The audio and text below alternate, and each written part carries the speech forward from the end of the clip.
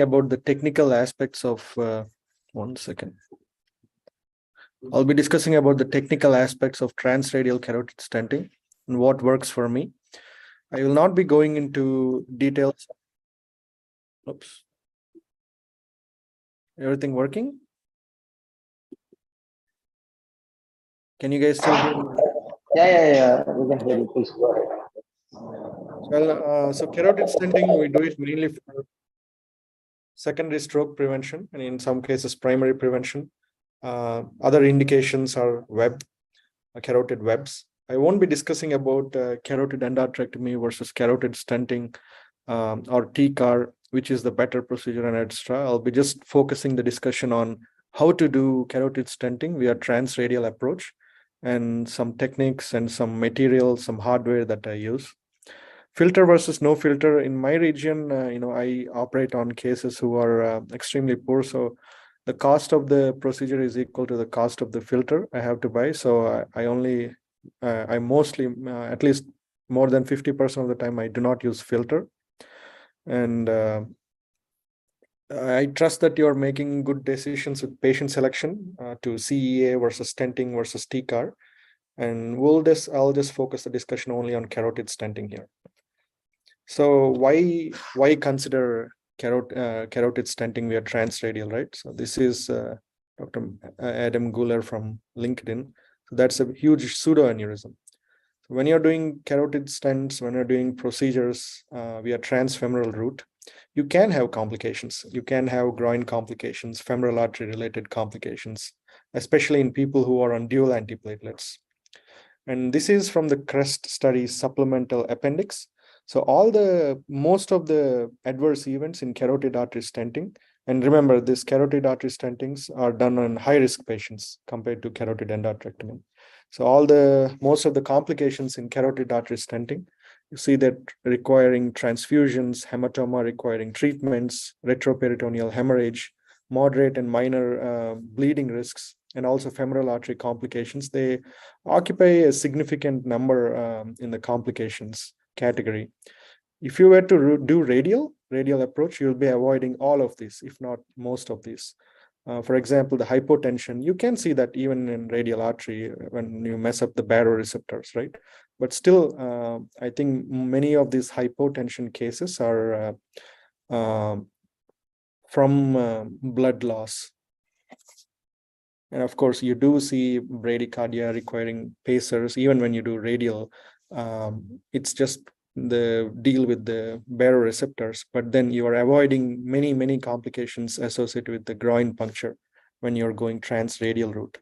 So these are all the studies or multiple. There's a lot of publications, a lot of literature about carotid artery stenting from the radial route.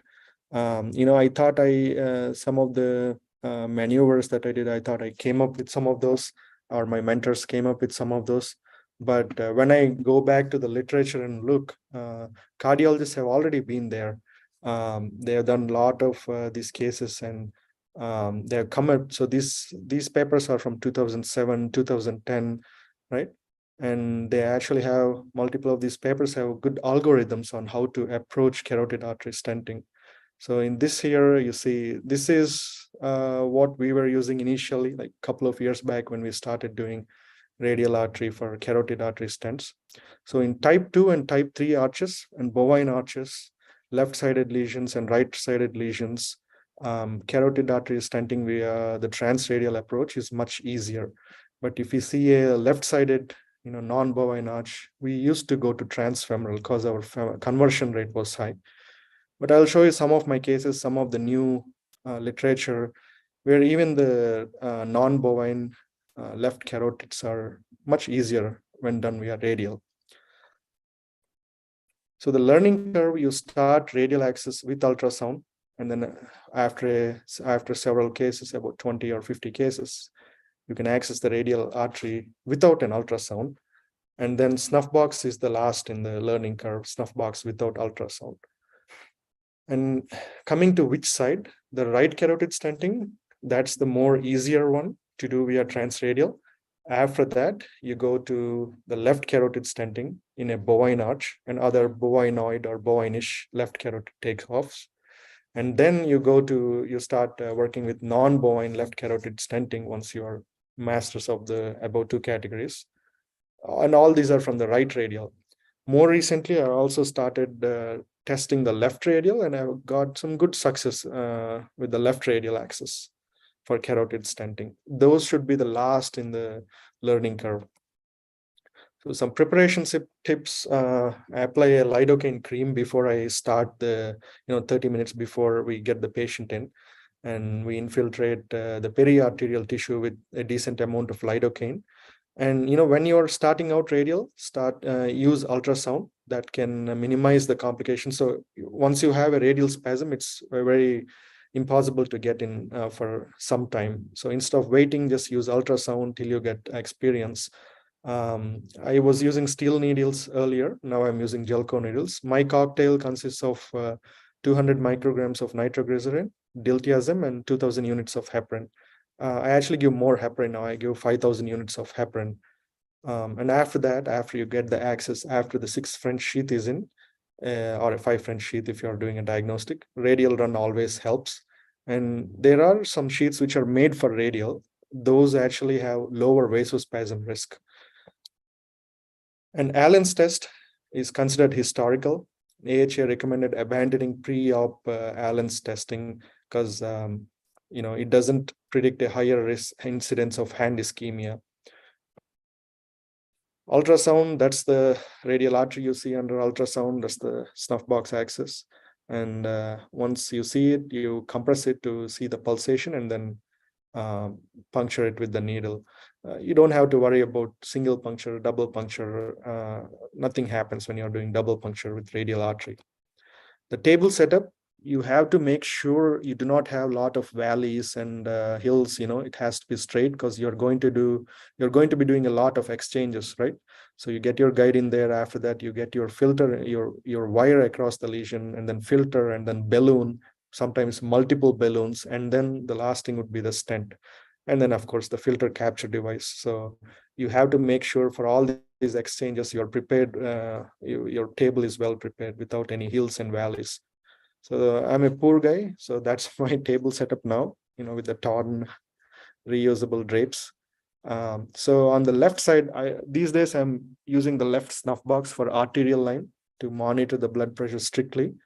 And I always have pacer pads on my patients and an atropine and other hemodynamic drugs ready. We give mild sedation with fentanyl and midazolam. And then this is the stable platform. So these are the tools I use for access, right? A steel needle or a Gelco needle, a wire, and a 6 French sheath. Steps, first so this is the snuff box axis. I punctured the radial artery to keep the table clean, to keep the field clean. I use a big cotton roll to absorb the blood.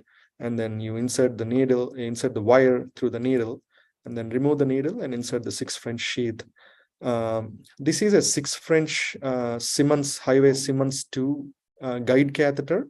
I'm actually more and more nowadays I'm switching to most minimalistic approach to material. So my cases would consist of a 6 French guide catheter, a BMW wire, a balloon, and a stent. That's it. So coming to the material, I use mostly Precise Pro, Cordis Precise Pro, and then wall stents. For these 6 millimeters, 7 millimeters, and 8 millimeters size of the stents fit through a 6 French system. That is a inner diameter of 0.71.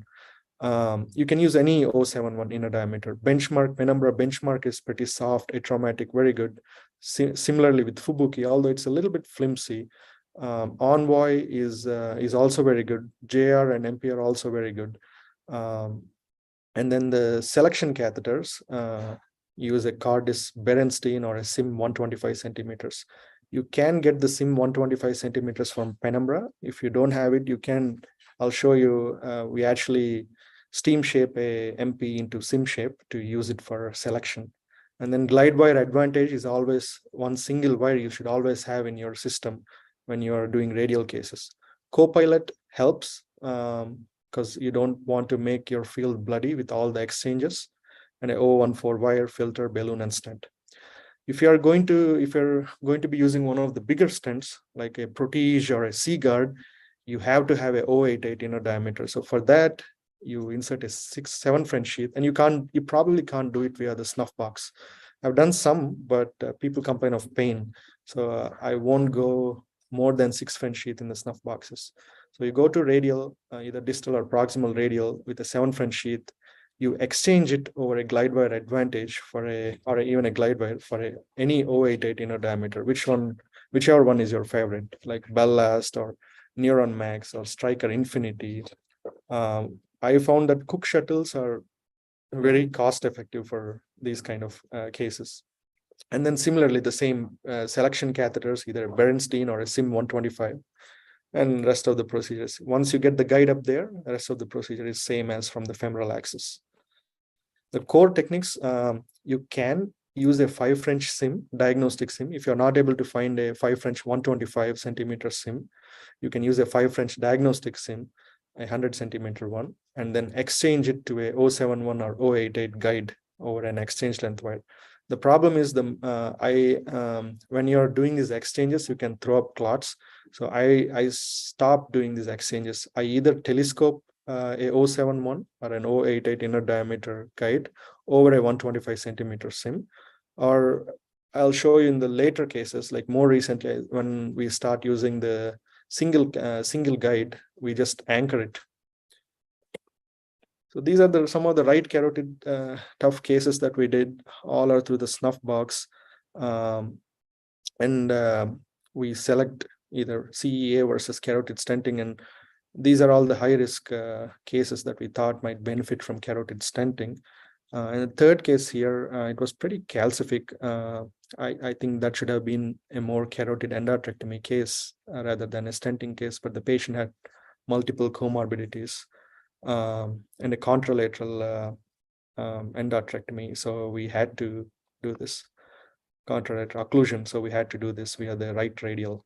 And instead of actually going into the arch to avoid arch manipulation, you can just directly go into the carotid, right carotid, if it's the right carotid, as seen here. So you just go with the wire, you follow it with your selection catheter, and then you can you can telescope your guide catheter over the selection catheter.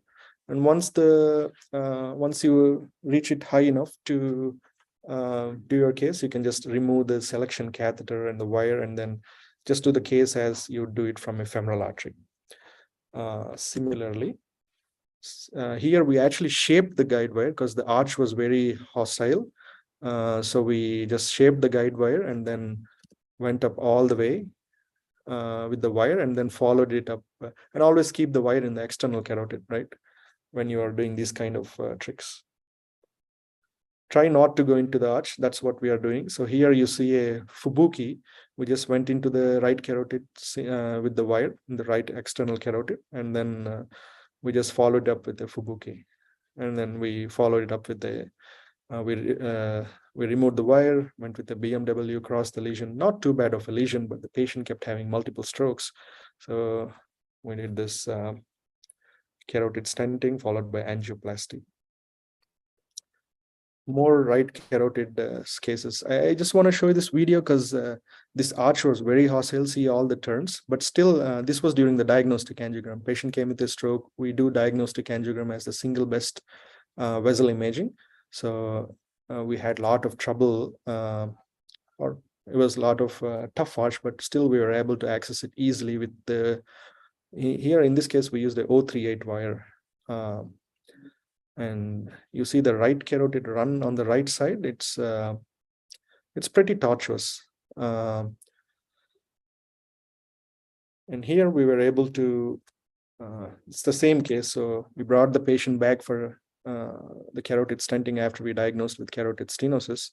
And then we went up with the diagnostic here. We followed it with the wire. And then we telescoped the 071 inner diameter catheter all the way. And that's how the stent goes in pretty easily after that. That was the case. And then more tough cases with difficult arches. Still, at the right carotid, I almost never convert to femoral. More cases here, we went through the right radial without going into the arch. Sometimes you still have to go into the arch, but you don't require a lot of manipulation if it's the right side. And we take big stents, right? Many times we take big stents like 8x40. I have never used a 9 millimeters in India. I only used one 9 millimeter during my fellowship for a case. So big guy, but most of the times you end up using, I think in South India, you end up using 6 millimeters, rarely 7 millimeters. 8 is very rare.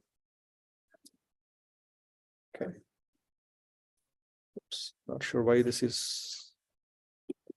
Okay. The next step is left carotid stenting. So you have two types of left carotid origins. One is the bovine origin, and then the other one is non-bovine.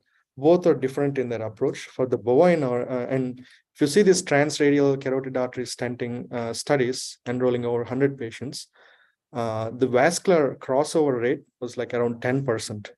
And 5% in some studies, but most of these vascular crossovers, like that means like if the transradial doesn't work, you switch to transfemoral.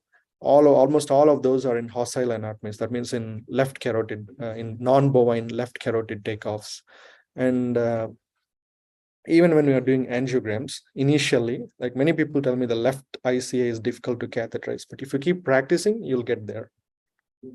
And for bovine arch left carotid, you just park the Berenstein at the origin of the left common, and then telescope, and then send your guide wire, and then telescope your guide catheter.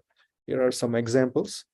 So on the right side, you see it's not a bovine, but I was able to park a Berenstein close to it. I call these type of arches like bovinoid. Once the wire is in there, you just send the guide catheter very easily. Similarly, another case, I didn't know this was a bovine, but the wire, when it was difficult, we did the arch run or a roadmap, and it was a bovine.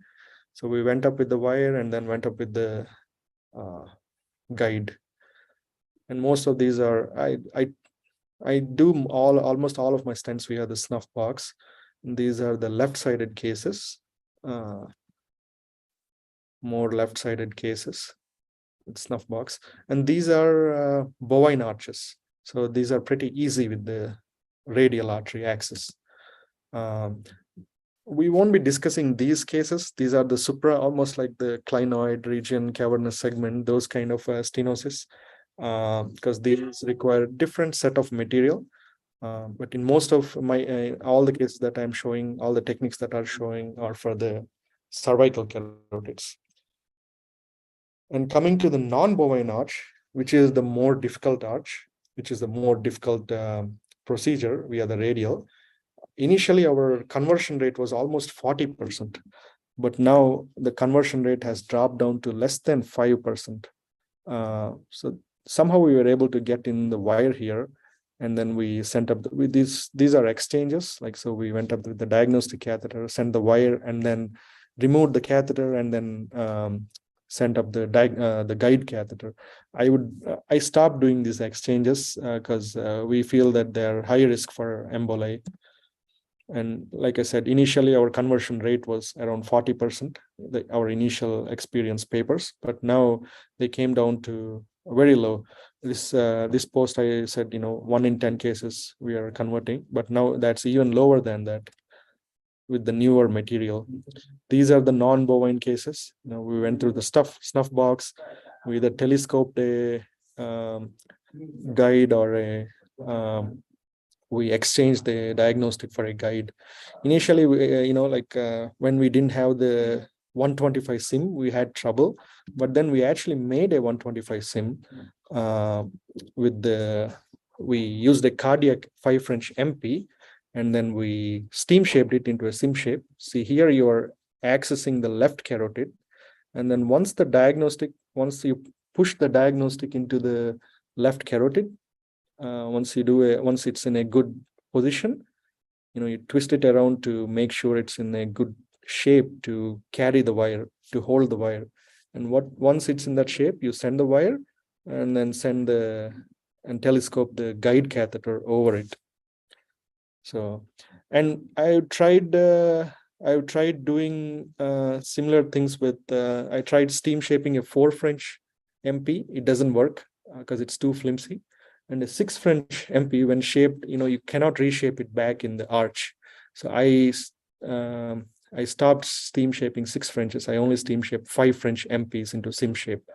But now I found an Indian company which is making GRK medical devices. They are making, they call their catheter highway catheter. So it comes like an Envoy. For all purposes, it is like an Envoy. But then they kind of, I asked them to shape it into a sim shape, and they readily shaped it for me.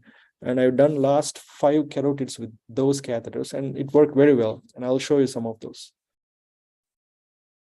So this is the paper from Heck et al. So using single 6 French guide, sim-shaped guide to do the carotid stenting cases. And this changed the game for left non-bovine carotids. See, I'm in the subclavian, now I twisted it and then access the left carotid. Once I'm in place, I send the wire up. So this is the anchoring technique instead of the telescoping technique. I just left the Siemens 2 guide in the arch, and it was still able to carry the weight of a bulky stent. This was like I think a 7x40 stent that it carried without collapsing into the arch. And that was the case. Left carotid stent had a very good result. We went through the snuff box again. And this is another case we did using a highway Sim 1 6 French guide. And their Sim 1s come with 0.72 inner diameter. And this was the Sim 1. Usually I did not expect it to carry the stent without herniating into the arch, but it was still able to. It was still able to carry a bulky stent, like a 7x40 stent all the way up. And coming to the Lusoria, it's the bane of the radial axis, we call it. But if you're a left radial expert, even this is easy. Right radial might not be possible for Lusoria. Instead, this is a left radial case that we did recently. So we went all the way, and this was before I had these highway catheters, the 6 French guides. So we had to telescope an MP. We went, we accessed the left carotid. Accessing a right carotid is much easier from the left side, but the left carotid, it has this acute bend, it has this acute angle, and you just have to get in. Even when you get in, it would not stay in there. The catheter might keep herniating because of the shape. But if it's a factory made 6 French guide, it'll somehow retain its shape, and it will be able to carry the stent forward like that. And closure technique, we covered right carotid stents from the right radial, left bovine carotid stents from the right radial, left non-bovine carotid takeoffs from the right radial, and the last thing that has to be in your learning curve is the left radial axis. The right carotid stents is easier with the left radial axis. And then the last thing you have to master is the left carotid stenting from the left radial artery. You can avoid all the trouble by going into the femoral artery anyway, but it's just there.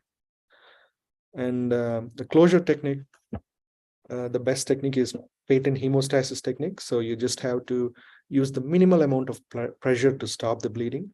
Ulnar cross compression is always a good idea. It saves it decreases the incidence of radial artery occlusions. And I am doing all my stents via the snuff box now.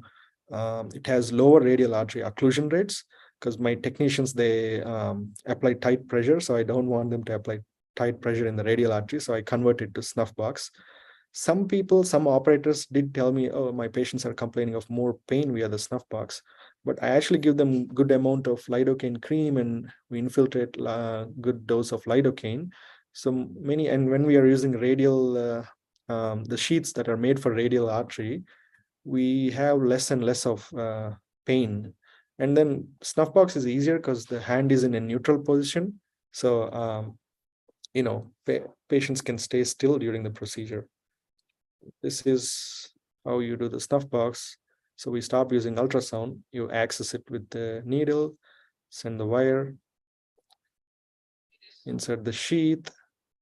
This was at an outside lab. We had a tough case. It was very almost like a string sign.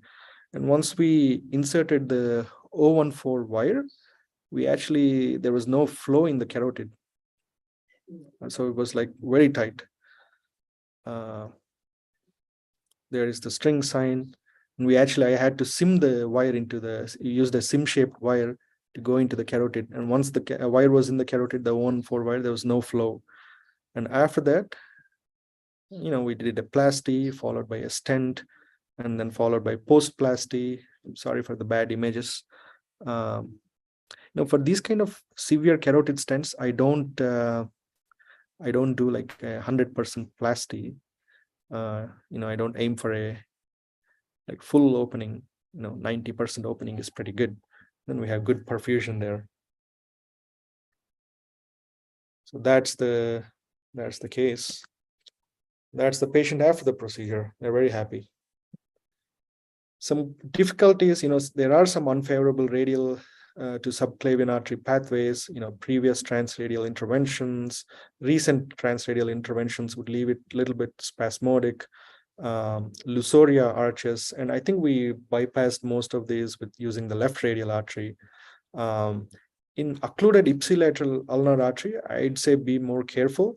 Instead of using a 088 diameter, inner diameter guide, you just have to stick with a 6 French because it's much smaller. And there are many stents which go through the 6 French system. I think when you compare the different stents, instead of like fixating on open cell versus closed cell, you have to, when you look at the size of the tines, I think the precise stent is somewhere midway between the closed cell and the open cell. So, and I've done like around 200 cases with the precise stent, and I have very few complications, and I don't use a filter in many of my cases. Some advantages in selected patients, in pregnant patients, I guess we don't do carotid stents, but still less radiation to fetus, large body habitus, bovine type 2 and type 3 arches. Prior iliac stenting, an operator called me saying, oh, I'm in trouble. I have a iliac artery stenosis. I'm not able to, how do I get to the left carotid with the radial? So you have to do these cases, you have to gain experience with the radials. So just so that you're prepared for these circumstances, because you can't do it emergently, right? And then patients who are on antiplatelets, anticoagulants, radial artery is much, much better. I immobilize the patients within a few hours after the procedure, unless they're having this hypotension or bradycardia, and then low rates of death and peri-procedural strokes. Always, you definitely have complications. The main complication is radial artery spasm. When you use the lower profile sheaths, like the 6 French sheath, you will have lower risk of spasm. And then when you use the sheaths made for radial artery, you will have lower risk of spasm. The herniation problem, the arch herniation, by herniation, I mean the catheter herniating into the arch. We solved it by using Heck et al.'s technique, by using a 6 French sim, and then just positioning it at the origin, or just anchoring it to the right radial, right carotid or the left carotid, and then it was still able to carry the stent all the way into the carotid in the area of stenosis. And then bradycardia, heart block, these things, you see them in the femoral artery as well. You just have to deal with them the same way you deal with it when you're doing it from the femoral artery. And of course, you always have filter-related complications. That's the same thing, you do it from the transfemoral axis. And I published on using the endovascular robot, the Corindus robot for carotid stenting, and we found it very precise when we are navigating through the plaque or around the plaque, around the area of narrowing, and then deploying the stent. And there's a lot going on in the carotid artery intervention field. There's this procedure TCAR, which is thought to have lower risk because you're not accessing the arch. But then when you're going through radial, you're also not accessing the arch, right? And in bovine left carotids, you are not accessing the arch. Similarly, in some cases, when you go through left radial into the left carotid, you can avoid dancing in the arch. So I think carotid stenting will be a viable procedure, especially when you do it via radial artery. It's a very gratifying procedure, especially for me. When I'm able to do carotid stents with very low cost in the government sponsored schemes here, in the insurance plans here. And we had very low complications, touch wood. And yeah, it's very satisfying procedure. So that's about the technical aspects of the transradial carotid stenting. I'll take any questions. Thank you, Kalyan. Hi, Dr. How are you? Enjoyed your talk. Thank you. Obviously, you are very skillful. And it's not easy to twist and get into the artery like you have shown. You showed how from the arch you get into it and then you twist and then you get the catheter up. It's not very easy to do.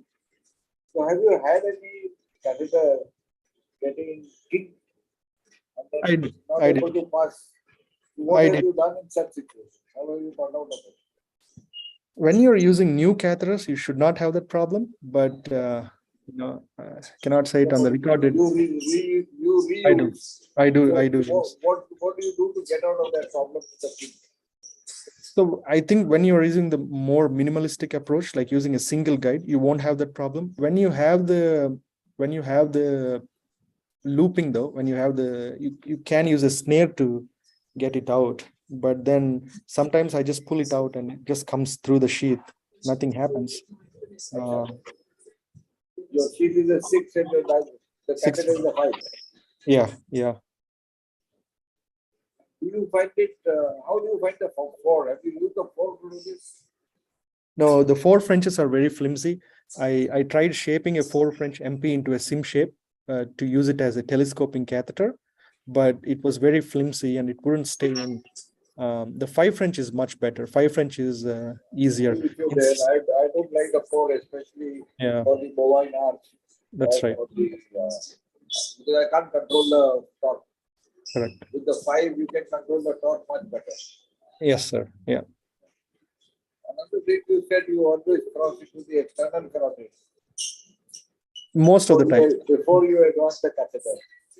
Yeah, 90% I saw of the many of your patients have a disease at the bifurcation or even below the bifurcation. So what do you do in such patients? We have to, like in some cases, I just go into the internal carotid. In those cases, I give like a pre-plasty tirofiban anyway, like tirofiban pre-plasty and post-10 tirofiban, 1 milligram, because I don't use filters. I'm kind of, it's restrictive here. What about in the US? When you are doing this in the US? We always use filter in the US because Medicare doesn't reimburse us if you don't use filter. So I always use. Which was your favorite filter there? I use both this AngioGuard and Spider. So you do cross, even if there is disease at the bifurcation, you do cross and park your wire distally and bring your body catheter up. Yeah, the glide wire advantage, the tip comes in like almost like a cerebral, made for cerebral, so it is soft, and then the peripheral part is stiff, so you can still climb over it. Yeah, but even so, I have seen patients having renal kidney pump perforated by these wires. I've seen all kinds of complications with these wires. So just because it's a thermo, because it is a glide, because it is a hydrophilic, doesn't mean that it is absolutely safe. One has to do it. Yeah. I would take a objection to your statement saying that there are so many complications. Actually, I have been doing transfemoral procedures since 75, as you know. I've not seen so many hypotension. I've never seen hypotension because of femoral artery puncture. On the other hand, hypotension and bradycardia we see more when we do the stent plastic. When we do the stent plastic, we always have. As you said, you have never used a stent more than 8 mm. I have had occasion to use stents which are 10 mm. Guys who are 6+. in Maharashtra, in Mumbai. There are some guys who are 6+, and so there we have ended up using a 10. So, femoral puncture is not all that bad as you make it out. That's to right. be, because There is still role. I am still not graduated to doing radial, but I think femoral puncture should not be just given up. Yeah. And you said that when you don't hit the arch, but actually you do hit the arch. Without that, you just cannot get into the carotid. For the right If carotid, it's a porcelain arch, no, yeah, except for even for the right carotid, you do go into the arch and then come back. we have stopped doing that. Like most of the cases, we kind of shape the glide wire and then it just goes into the carotid. For that and for the left bovine. For the non-bovine, you still have to go into the arch. But if you do several cases, once you gained enough experience, you don't have to like manipulate a lot. You just like quickly going into the non-bovine left carotid. Especially for the porcelain arch, heavily calcified arch, it can be difficult. I'm not saying that it is difficult. It is definitely it's difficult. Yeah, there is a learning curve for sure. Yeah. You showed that Lusoria also can be very difficult from below, from the area. Unless you come from the opposite side. Yeah. Yeah, we enjoyed your talk, and I think especially for the younger generation.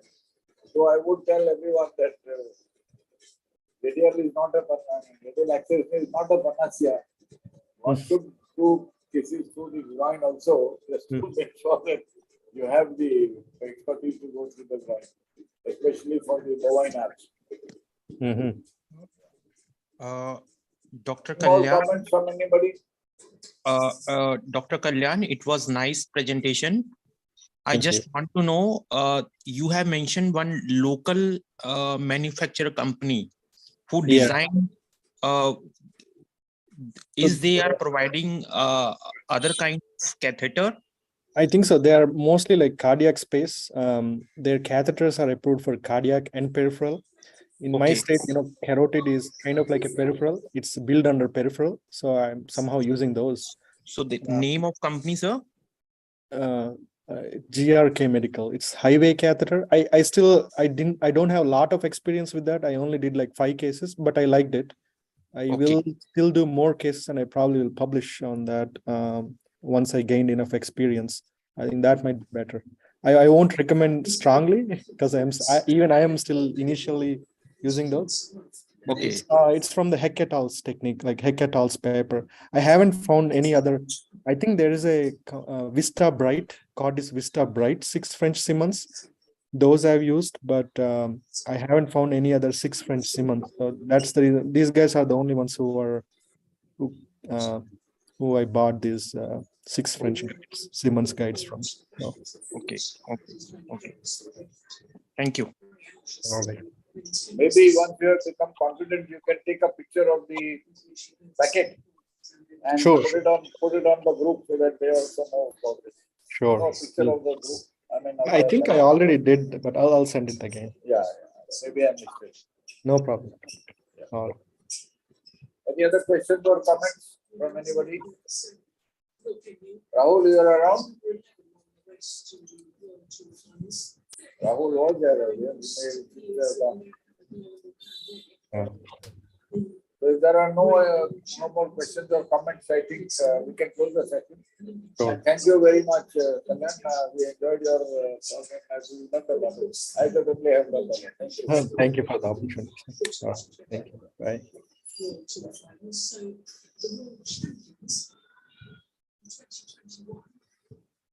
Thank you, sir. Shall we end?